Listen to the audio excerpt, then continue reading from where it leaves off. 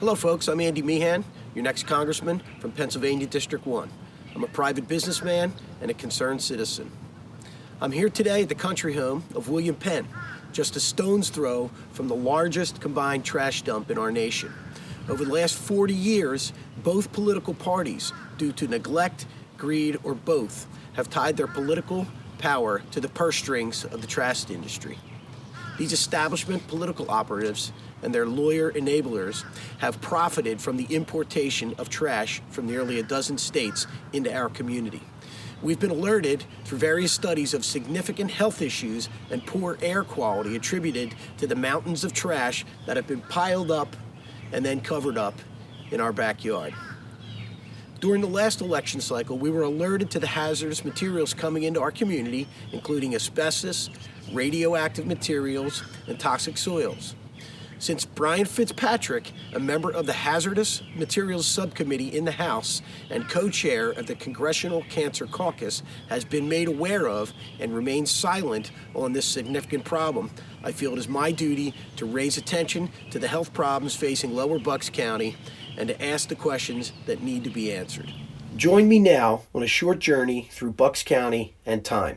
In the days before the American Revolution, William Penn, founding father of the Commonwealth of Pennsylvania and protector of the common man, left the stench of sewage and garbage in the city of Philadelphia on weekends, preferring to spend quality time with his children at his country home here in beautiful Bucks County. Today in Lower Bucks County, our children are asked to stay indoors for 35 days of the summer due to poor air quality, while we spend our quality time reading one study after another, which shows that William Penn's paradise now lays claim to some of the highest cancer rates in the state and some of the worst air quality in the nation. On the way to his country home, Penn's carriage traveled Bristol Pike through historic and scenic Bristol Borough.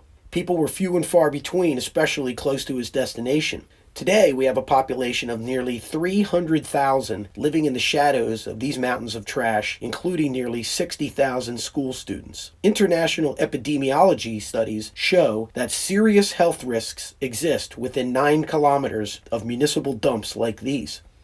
Behold this lovely green mountain range on the shores of the Delaware River. But the superficial beauty of this mountain range belies its hidden dangers. This man-made mountain range of trash towers over 300 feet above the towns of Morrisville, Tullytown, Bristol, Falls Township, Fitzpatrick's own hometown of Levittown, and our unsuspecting neighboring towns of Florence and Bordentown in New Jersey across the river. Here I am on the shores of the river in Florence. Residents of this town receive millions from Waste Management in reparations for enduring the stench and seagull droppings.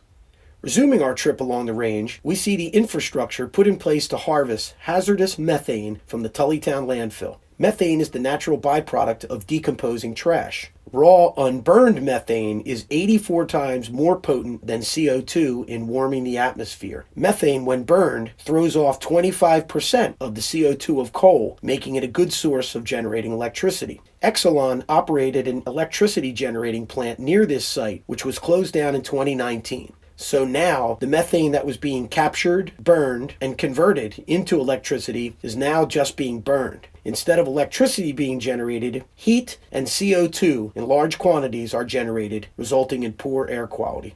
Our lovely green mountain landscape continues northward. The mountain range of trash extends above the J.B. Van Sciver Lake beyond Pennsbury Manor. It is here where we see the closed, capped mountains of Falls Township. We also see many trash trucks going to and from their destination. Now we turn farther north, where we find the new active dump, the Fairless Landfill, located on the former site of the U.S. Steel Plant. Approved by the Pennsylvania Department of Environmental Protection in 2017, this site now receives up to 20,000 tons per day of new trash from God knows where. It comes by truck across Route 1, I-95, the Pennsylvania Turnpike, and the local streets of Falls Township and Morrisville. Barges filled high with trash come up the river to supplement the flow from the trash trucks.